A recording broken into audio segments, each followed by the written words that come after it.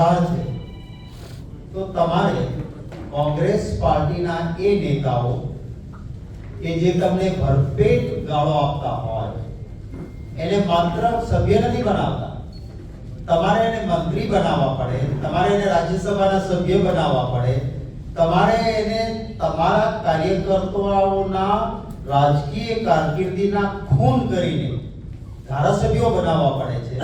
આ શું કામ?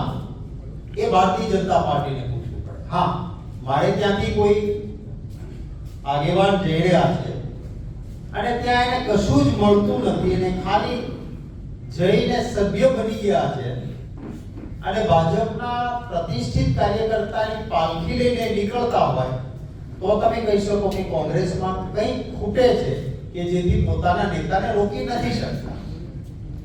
અહીંયા બધું જ મળ્યું હોય, પક્ષે જેને હીરો બનાવ્યા હોય,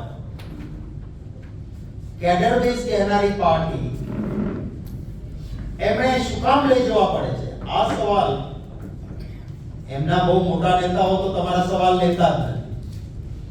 પત્રકાર પરિષદમાં વન વે હોય છે, એ બોલે તમારે લખવાનું, ચલાવવાનું 24/7.